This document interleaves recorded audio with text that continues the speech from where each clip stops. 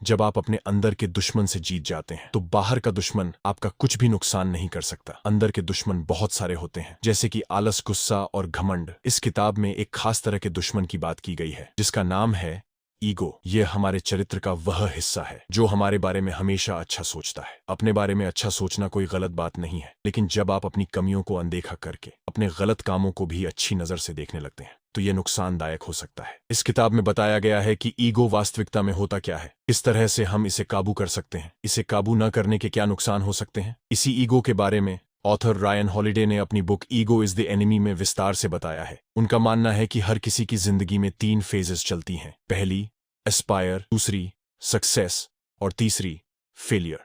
हमारा ईगो इन्हीं 3 फेजेस में हमारे पास आता है हमें बर्बाद करने के लिए। इस बुक में यही बताया गया है कि कैसे हमारा ego in 3 phases of life में हमारे पास आता है, कैसे हम इनसे बचकर अपनी लाइफ को अच्छे से चला सकते हैं। What is ego?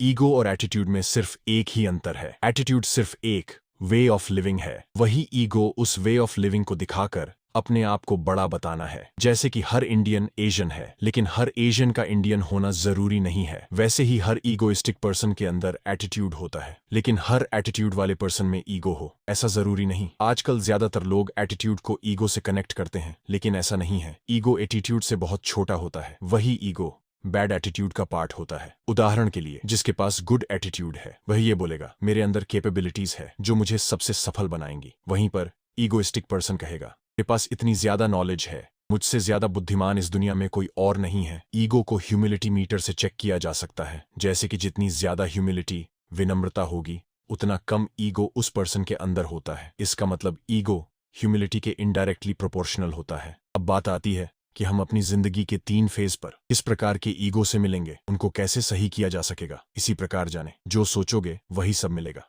First phase Aspire. कुछ काम करने से पहले ईगो हमें बर्बाद करने की कोशिश करता है। ये वह स्टेज होती है जब हम अपने गोल को सेट करते हैं, उसके लिए काम करने जा रहे होते हैं। आपने भी बहुत सारे ऐसे लोगों को देखा होगा जो हर साल की शुरुआत में न्यू ईयर रेजोल्यूशन करके कुछ स्टार्ट करते हैं, फिर कुछ ही दिनों में उसे बंद कर देते हैं।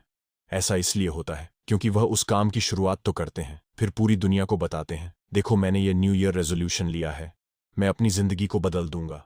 कई बार ऐसा कहा गया है कि अगर हम अपने गोल को दुनिया को बता देते हैं तब हमारे अंदर मोटिवेशन आता है, फिर हम उस काम को कंप्लीट करते हैं। लेकिन इसमें एक दिक्कत आती है, हम सिर्फ बात करते ही रह जाते हैं, अपने गोल को पाने के लिए कुछ भी काम नहीं करते।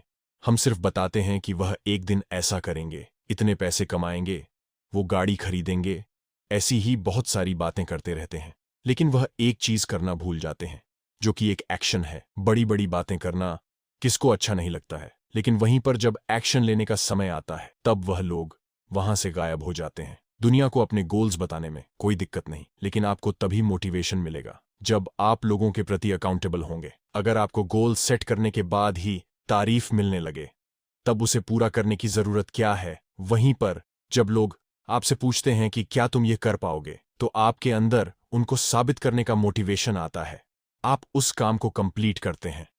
जैसे कि मैं अपनी बात करूं तो मैंने हर वीक में 2 पोस्ट डालने का निश्चय किया। अपने इस गोल को मैंने सभी को बता दिया। लोगों ने मुझसे कहा कि अन्य कामों के साथ 2 अलग अलग कैटेगरी में लिखना मुश्किल होगा। वहां से मुझे मोटिवेशन मिली। मैं अपने उस गोल को अभी तक बखूबी पूरा करता आया हूं। इसका कारण यह भी है कि मैं उन लोगों की उपेक्षा का सामना नहीं करना चाहता, इसीलिए मेरा प्रयास व मोटिवेशन मुझे प्रेरित करते रहते हैं। अब आप कैसे इस फेज में आए हुए ईगो को खत्म कर सकते हैं?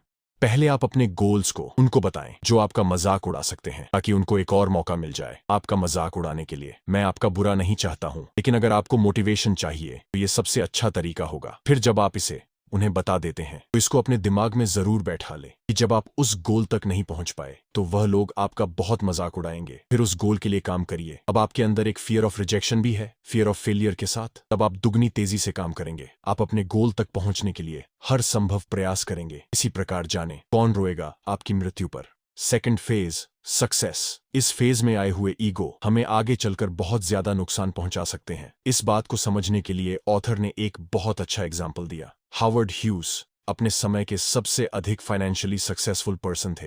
उन्होंने पहली बार सक्सेस को तब देखा जब वह 18 साल के थे। अपने फादर की डेथ के बाद उन्होंने अपने फादर की टूल्स कंपनी के सारे शेयर खरीद लिए। उस वक्त सब लोग ये कह रहे थे कि यह एक गलत निर्णय है। हावर्ड ह्यूज बैंकरप्ट हो जाएंगे। लेकिन ऐसा नहीं हुआ। उनके इस डिसीजन की वजह से उन्होंने बिलियंस ऑफ डॉलर कमाए। जब उन्होंने सक्सेस को पाया तब उनके अंदर बहुत सारा ईगो आ गया। उन्हें लगा कि वह जिस भी बिजनेस में जाएंगे वहां पर वह सक्सेस हो जाएंगे। इसी वजह से उन्होंने डिफरेंट टाइप्स ऑफ बिजनेसेस में पैसे लगाए। वह फिल्म इंडस्ट्री में गए, एविएशन बिजनेस में गए। उन्होंने आरकेओ मूवी स्टूडियो भी खरीद लिया जिसमें उनको बहुत लॉस हुआ, और भी बहुत सारे बिजनेस में उन्हें लॉस हुआ। उन्होंने काफी लॉसेस बेयर किए। विक्टर फ्रैंकलिन कहते हैं, man is pushed by drives but he is pulled by values. हमारी वैल्यूज और एथिक्स ये डिसाइड करते हैं हम कितने दिनों तक अपनी सक्सेस को रोक पाएंगे। अगर हम ये सोचना स्टार्ट कर देते हैं हम सबसे नॉलेजेबल पर्सन हैं, हमें सब कुछ पता है क्योंकि हमने ये अचीव कर लिया या वो अचीव कर लिया, तो हमारा ये भ्रम बहुत ही जल्दी टूट जाएगा। यही चीज हावर्ड ह्यूज के साथ भी हुआ। इतनी जल्दी सक्सेस पाने के बाद उन्हें लगने लगा वह सब कुछ पा सकते हैं। अपनी ईगो को फ्यूल देते रहे। अंत में एक ऐसा टाइम आया वह अपनी वेल्थ और पावर सब कुछ खो बैठे थे। अब आप कैसे इस ईगो को खत्म कर सकते हैं? By being a student.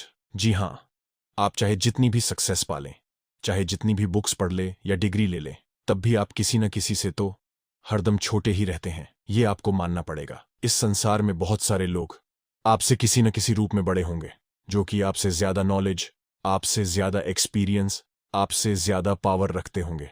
अगर गिनती की जाए तो ऐसे बहुत सारे लोग होंगे। इसका मतलब है कि आप चाहे जितनी भी कोशिश कर लें आप किसी न किसी से छोटे तो रहेंगे। अब आप क्या करें? आप अपने अंदर इस ह्यूमिलिटी को जगाएं कि मुझसे भी बड़े लोग हैं जो कि मुझसे ज्यादा जानते हैं। जब आप ऐसा सोचने लगेंगे तब आपके अंदर एक सीखने की चाह रहेगी जिसकी वजह से आपके अंदर ईगो की आग पर पानी फिर जाएगा। ऐसा ऑथर इसलिए बोलते हैं क्योंकि जब आपको यह लगता है कि आप सच में महान नहीं हैं तब आपके ऊपर सक्सेस का भूत सवार नहीं होता। आप धीरे धीरे ग्रो करते हैं। इसी प्रकार जाने, जो सोचोगे वही पाओगे। Third phase, failure. आप सोच रहे होंगे फेलियर होने में कैसा ईगो? क्योंकि फेलियर होने पर तो हम हार जाते हैं, हमारा सारा ईगो तो खत्म हो जाता है। हां, आपने बिल्कुल सही समझा। लेकिन ऐसे काफी लोग होते हैं जो एक बार फेल होने के बाद बार बार फेल होते रहते हैं। वह एक ही गलती को बार बार दोहराते रहते हैं जिसके परिणाम स्वरूप फेल होते रहते हैं। क्या आपने कभी ऐसा सोचा है कि वह ऐसा क्यों करते हैं? क्योंकि उनके ईगो ने उनकी आंखें बंद कर रखी होती है। उनका ईगो उनको यह मानने से रोकता है कि वह गलत हो सकते हैं या वह भी फेल हो सकते हैं। जैसे कि संदीप माहेश्वरी जी यह ज्यादातर बोलते रहते हैं, सिचुएशन को एज इट इज देख लेना ही सक्सेसफुल और इंटेलिजेंट इंसान की पहचान है। जब कोई आदमी यह नहीं देख पाता कि वह क्या गलती कर रहा है, न ही उसमें उस गलती को ढूंढने की इच्छा होती है, तो उस आदमी को और नीचे गिरने के बहुत चांसेस होते हैं। फेलियर होना कोई भी बुरी चीज नहीं है, बल्कि फेलियर हमें बहुत सारी चीजें सिखा सकती है। फेलियर और सक्सेस एक सिक्के के दो पहलू हैं। लाइफ में हम कभी फेल होते हैं तो कभी हम सक्सेस पा लेते हैं।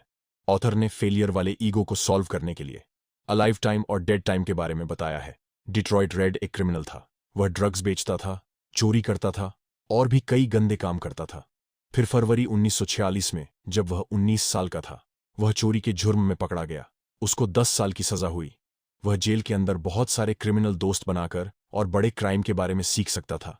वह बहुत बड़ा क्रिमिनल बन सकता था, लेकिन उसने बिल्कुल ही अलग काम किया। उसने जेल के अंदर ही रीडिंग स्टार्ट कर दी। वह हिस्ट्री, साइकोलॉजी, रिलीजन और फिलोसोफर्स के बारे में पढ़ने लगा। कुछ सालों के बाद यह लड़का आगे चलकर मैल्कम एक्स के नाम से फेमस हुआ, जो कि अमेरिकन मिनिस्टर थे जिन्होंने सिविल राइट्स मूवमेंट के दौरान अहम भूमिका निभाई थी। डिट्रॉइट ने जेल के टाइम को अलाइव टाइम बना दिया था। फिर वह मैल्कम एक्स बन गए। अलाइव टाइम का मतलब है आप अपने हर एक सेकंड को या तो कुछ सीखने में या फिर किसी अच्छी जगह पर यूज करें। वहीं पर डेड टाइम तब होता है जब आप वेट करते हैं कि आपका अच्छा टाइम आएगा, फिर आप एक्शन लोगे। हम जब भी फेल हो तो उसके बाद सारा समय अलाइव टाइम बना देना चाहिए, जिससे हम अगली बार ऐसी गलती ना करें, फिर सक्सेस के लिए आगे बढ़े। इसी प्रकार जाने, किसी को भी अपनी बात से प्रभावित करने की टेक्निक सीखे। चालाकी से बात करने का तरीका, ईगो को हराने का फॉर्मूला।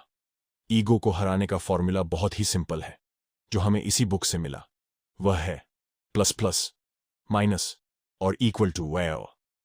जब भी आपकी लाइफ में एस्पायर स्टेज हो तो आपको इक्वल टू का यूज करना चाहिए। मतलब आपको एक ऐसे आदमी को अपने साथ रखना चाहिए जो डेली आपको चैलेंज करे, आपके अंदर मोटिवेशन को जगाए रखें ताकि आप एस्पायर वाली ईगो को हरा सके। दूसरा, जब आप सक्सेस के स्टेज पर हो तो आपको प्लस का यूज करना चाहिए। आपको अपने से ज्यादा सक्सेसफुल और पावरफुल लोगों से सीखते रहना चाहिए ताकि आपके अंदर एरोगेंस ना आए, आप अपने नेक्स्ट टारगेट के लिए काम करें। तीसरा, जब आपकी लाइफ में फेलियर की स्टेज हो तो आपको माइनस का यूज करना चाहिए। आप सही समझे, आपको अपने से छोटे लोगों को, मतलब जिनको आप सिखा सकते हैं, उनको अपने साथ रखना चाहिए। हरदम सीखते रहना चाहिए ताकि आप अपने लेवल पर रहे और ज्यादा नीचे ना गिरे। आपको यह बुक समरी कैसी लगी हमें कमेंट करके जरूर बताइए, और ऐसी बुक समरी की वीडियो देखने के लिए हमारी चैनल को सब्सक्राइब करें। Thank you, bye.